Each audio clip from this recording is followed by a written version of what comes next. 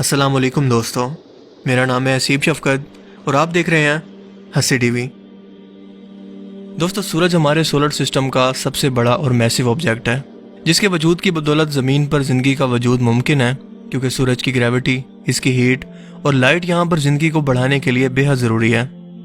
हमारा सूरज ज़मीन से तकरीबन 13 लाख गुना बड़ा है और इसका फ्यूल है हाइड्रोजन, जिसे ये हर लम्हा अरबों टन हीलियम के अंदर बदल कर खारिज होने वाली एनर्जी यानी हीट और लाइट को पैदा करता है।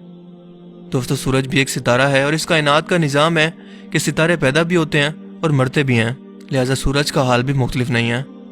जब सूरज अपना तमाम फ्यूल ख़त्म कर लेगा तो इसका साइज़ मुसलसल बढ़ने लगेगा, यानी कि ये रेड जायंट में बदल कर एक बड़े धमाके से फटने की तैयारी करेगा, जिसे साइंस की ज़बान में सुपरनोवा कहते हैं।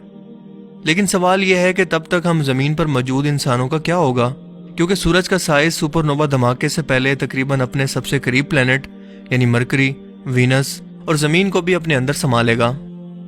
जब ये ज़मीन के इस कदर करीब होगा तो इसकी शदीद गर्मी और कशिश शकल के बायस समंदरों का पानी भाप बनकर उड़ने लगेगा, सब्ज़ा और हरियाली बिल्कुल ख़त्म हो जाएंगे और ज़मीन एक जलती हुई भट्टी के अंदर बदल जाएगी, जिसके बाद इंसानों का ज़मीन पर रहना नामुमकिन हो जाएगा। लिहाजा अगर तब तक इंसान ज़मीन पर मौजूद रहे तो इन्हें कोई नया घर इस कायनात की वसअतों के अंदर कहीं पर ढूंढना पड़ेगा,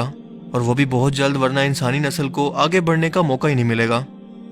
लेकिन फिक्र करने की बात नहीं है, क्योंकि साइंटिस्ट के मुताबिक सूरज का फ्यूल ख़त्म होने के अंदर अभी तकरीबन 8 से 10 बिलियन साल मजीद लगेंगे।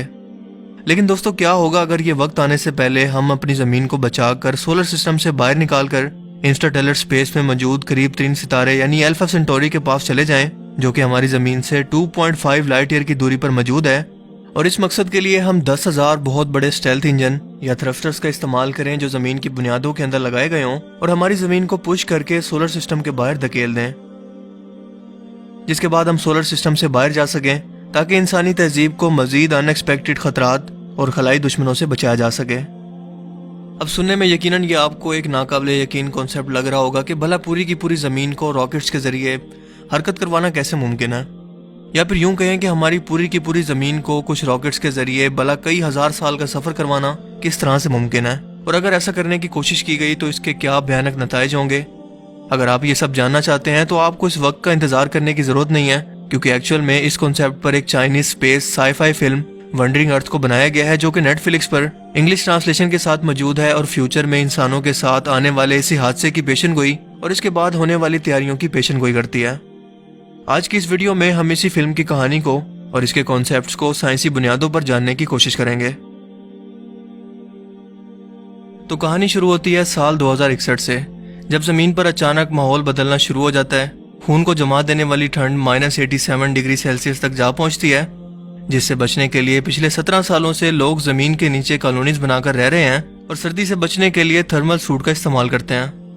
अंडरग्राउंड कॉलोनीज के अंदर लोगों की बेताशा तादाद की वजह से सारे लोग इसके अंदर नहीं समा सकते, लिहाजा जो लोग ज़मीन की सरफेस पर मौजूद थे वो आहिस्ता आहिस्ता मरने लगते हैं। अब हमारे सूरज का साइज मुसलसल बढ़ रहा है और ये रेड जायंट बनकर ज़मीन के मुसलसल करीब आ रहा है।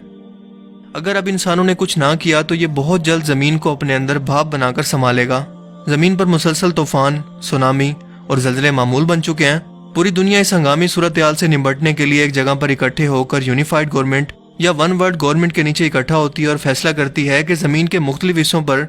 बहुत बड़े साइज के इंसानियत के बनाए गए अब तक के सबसे बड़े स्टेल्थ इंजन या 10,000 थ्रस्टर ज़मीन खोद कर इसकी बुनियादों के अंदर लगाए जाएं, जो ज़मीन को हमारे सोलर सिस्टम से निकाल कर एक जेट की तरह हमारे करीबी सितारे यानी अल्फा सेंटोरी तक ले जाएं, जिसमें 2500 साल का वक्त लगेगा। कई जनरेशंस की मुसलसल मेहनत के बाद ज़मीन को सोलर सिस्टम से पुश करके निकालने के लिए ये थ्रस्टर या इंजन आखिरकार काम करना शुरू हो जाते हैं। इन्हें न्यूक्लियर फ्यूजन रिएक्शन के जरिए एक ना ख़त्म होने वाली बेतहाशा एनर्जी फराहम की जाती है और कुछ हीरोज इंसानी तहजीब को बचाने का जिम्मा उठा लेते हैं, जिसमें वो कामयाब रहते हैं और ज़मीन एक बहुत बड़ी बॉल के जैसे खला के अंदर सफ़र करने लगती है, जिसकी रफ्तार 10 किलोमीटर पर सेकेंड होती है। ज़मीन 17 साल के मुसलसल सफ़र के बाद गैस जायंट यानी कि जुपिटर के करीब पहुंचती है, जो कि सोलर सिस्टम का सबसे बड़ा सियारा है। इंसानों का ख्याल था कि वो जुपिटर की ग्रेविटी को एक फ्यूल के तौर पर ज़मीन को हरकत देने के लिए इस्तेमाल करेंगे, लेकिन इसी दौरान इनके इंजन्स के अंदर अचानक से खराबी आने लगती है, जिसके बाद ज़मीन पर शदीद तूफान, सुनामी और जुपिटर का ज़मीन का एनवायरनमेंट कैप्चर करने की वजह से पहले से ज़मीन पर मौजूद हवाई जहाज़ एक एक करके गिरने लगते हैं। इस वक्त अगर इंसानों ने कुछ नहीं किया तो ज़मीन जुपिटर के अंदर जाकर समा जाएगी, اس کا مکمل طور پر خاتمہ ہو جائے گا۔ جپیٹر مسلسل زمین کو اپنی طرف کھینچ رہا ہے اور اس پر موجود ریڈ سپاٹ جو کہ زمین سے سائز کے اندر 2 گنا بڑا ہے اب زمین سے واضح طور پر دیکھا جا سکتا ہے۔ لہٰذا یہ پوری انسانی نسل کو بچانے کا وقت ہے اور کوئی بھی ایک غلط فیصلہ پوری کی پوری انسانیت کو ختم کر سکتا ہے۔ اچانک انسان سوچنے لگتے ہیں کہ جپیٹر ہائیڈروجن سے بنا ایک گیس جائنٹ ہے اور اگر زمین پر لگے سب سے بڑے انجن کے ذریعے اسے اگنیشن کیا جائے تو اس کے جواب کے اندر جپیٹر کا انوائرمنٹ واپسی زمین کو دھکا دے کر اپنے انوائرمنٹ سے نکال سکتا ہے، جس کے لیے ہم انسانوں کو تمام انجن سٹارٹ کرنے کی بھی ضرورت نہیں ہے۔ لہٰذا یہ طریقہ کام کرتا ہے اور 5 منٹ کے بعد ایک شدید انرجی ویو زمین کو واپس اپوزٹ ڈائریکشن کے اندر جپیٹر کے انوائرمنٹ سے باہر دھکیل دیتی ہے، جس کے بعد انسانوں کا الفا سینٹوری ستارے کی جانب سفر جاری رہتا ہے اور اس فلم کی کہانی یہیں پر ختم ہو جاتی ہے۔ اس مووی کے یونیک کانسیپٹ اور بہترین اینیمیشن کے باوجود اس فلم کو صرف 6 کی ریٹنگ ملی ہے، جو کہ اس کے سٹینڈرڈ کے مطابق بہت کم ہے، اور اس کی سب سے بڑی وجہ ہے سائنس اور سپیس کے بیسک کانسیپٹ کو اس مووی کے اندر نظر انداز کرنا، جس کے بغیر یہ فلم بالکل ایک غیر حقیقی اور کہانی سی لگتی ہے۔ اور انہی سائنس کانسیپٹ کو ہم ایک ایک کر کے سمجھنے والے ہیں اور یہ بھی جاننے والے ہیں کہ کیا کبھی مستقبل کے اندر ایسے انجنز بنانا جو کہ پوری کی پوری زمین کو سولر سسٹم سے باہر نکال کر دوسری دنیا کی تلاش کے اندر ہم انسانوں کی مدد کریں، کیا واقعی ایسا ممکن ہو سکتا ہے؟ دوستو، جیسا کہ اوپر بتایا گیا ہے کہ اس ایونٹ کے لیے یعنی سورج کو ریڈ جائنٹ بن کر پھٹنے کے لیے تقریباً 8 سے 10 بلین سال کا وقت مزید درکار ہے، لیکن اس فلم کے اندر سال 2061 کو دکھایا گیا ہے، تو یہ کیسے ممکن ہے کہ سورج کی طبعی عمر پوری ہونے سے پہلے ہی یہ پھٹ جائے اور ہم انسانوں کو سال 2061 کے اندر یہ ایونٹ دیکھنے کو مل جائے؟ یہ کافی ان لاجیکل کانسیپٹ تھا کہ انسان اتنی جلدی اتنے بڑے ایونٹ کو آبزرو کر سکے، کیونکہ انسانی تاریخ اس وقت تقریباً صرف 40,000 سال پرانی ہے۔ اس کے بعد دوسری وجہ انسانوں کے پاس بنایا گیا اب تک کا سب سے ایڈوانس اسپیس کرافٹ انجن کو F1 انجن کہتے ہیں، جو کہ سیٹرن کی سرفس کے لیے استعمال ہوا اور 1967 سے 1973 کے دوران اسے تیار کیا گیا۔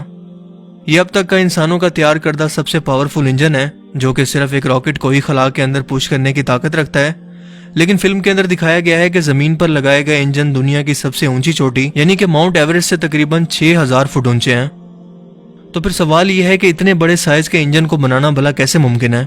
ان کے لیے مشینری، میٹل، لیبر اور الیکٹرک آلات کے لیے صدیوں کی محنت درکار ہے، جس پر انسانوں کے موجودہ تمام وسائل استعمال ہو سکتے ہیں، اور اگر ایسا ہوتا ہے تو انسان ان وسائل کے بغیر بھلا کیسے گزارا کریں گے؟ کیونکہ ہم یہاں پر 1-2 نہیں بلکہ 10,000 ایسے انجنز کی بات کر رہے ہیں جنہیں زمین کی تہہ کے اندر کھود کر فٹ کرنا ایک الگ بحث ہے۔ اس کے علاوہ ایک سب سے اہم کانسیپٹ جسے فلم کے اندر مس کیا گیا ہے وہ یہ ہے کہ جب اچانک زمین کے تھرسٹرز کے ذریعے اسے پش کیا جائے گا تو زمین کے اپنے محور کے گرد گھومنے اور سورج کے گرد گھومنے کا مدار رک جائے گا، جیسے اچانک سے تیز رفتار چلتی ہوئی گاڑی کو بریک لگا دی جائے، جس سے اچانک زمین پر بے حد اونچے طوفان اٹھیں گے، سونامی اور طوفان کی لہریں زمین کو گھیر لیں گی اور زمین پر موجود ہر چیز ہوا میں تیرنے لگے گی۔ اس کے بعد ہم دیکھتے ہیں کہ اس مووی کے اندر زمین کے نیچرل سیٹلائٹ یعنی کہ چاند کا نام و نشان بھی نہیں دکھایا گیا، جس کی گریوٹی زمین پر اثر انداز ہوتی ہے اور سمندری پانی کو اپنی کشش کی وجہ سے نارمل رکھتی ہے، اور یہ راتوں کو زمین پر اپنی روشنی کو نشاور کرتا ہے، لیکن اس کی غیر موجودگی میں زمین پر طوفان آئیں گے اور راتیں مزید کالی ہو جائیں گی۔ دوستوں، مزید دکھایا جاتا ہے کہ جپیٹر زمین کے انتہائی قریب موجود ہے اور اس کا ریڈ سپاٹ بھی دیکھا جا سکتا ہے۔ فلم کے اندر 2061 کی بات ہو رہی ہے، یعنی کہ تقریباً آج سے آنے والے 40 سالوں بعد کی، لیکن سائنٹسٹ کی حالیہ ریسرچ کے مطابق یعنی کہ جپیٹر کا ریڈ سپاٹ آنے والی 2 دہائیوں کے اندر بالکل ختم ہو جائے گا، لیکن فلم کے اندر اسے بھی نظر انداز کیا گیا ہے۔ اس کے بعد سورج کی ہیٹ اور گریوٹی سے نکل کر دکھایا گیا ہے کہ زمین پر ٹیمپریچر -84 ڈگری سیلسیس تک پہنچ گیا ہے، لیکن ایکچوئل کے اندر ایسا نہیں ہے، کیونکہ یہ اس سے کہیں زیادہ بڑھ سکتا ہے۔ اسپیس ہماری امیجنیشن سے بھی بہت زیادہ ٹھنڈی ہے، جس کا اندازہ آپ اس بات سے لگا لیں کہ جپیٹر کے قریبی ترین چاند پر بھی ٹیمپریچر -181 ڈگری سیلسیس تک ہوتا ہے۔ تو سوال یہ ہے کہ زمین کے جپیٹر کے اتنا قریب پہنچنے پر یہ -84 ڈگری سیلسیس تک کیسے ہو سکتا ہے؟ دوستو، یہ چند وہ اہم ترین کانسیپٹ تھے جن کو اگنور کرنے پر سائنس اور اسپیس لورز کے دل کے اندر یہ فلم اپنی بہترین اور یونیک اسکرپٹ کے باوجود بالکل جگہ نہ بنا پائی۔ لیکن آپ اس بارے میں کیا سوچتے ہیں، میں ضرور جاننا چاہوں گا۔ اگر اس ویڈیو سے آپ کو کچھ نیا جاننے کو ملا اور یہ ویڈیو آپ کو پسند آیا تو اسے لائک کیجئے، اور مزید اس طرح کی انفارمیٹیو ویڈیوز کے لیے اس چینل کو ضرور سبسکرائب کریں۔ اب میں ملوں گا آپ سے ایک نئی انٹرسٹنگ ویڈیو میں، تب تک کے لیے اپنا بہت سا خیال رکھیے گا۔ Thanks for watching this video. اللہ حافظ۔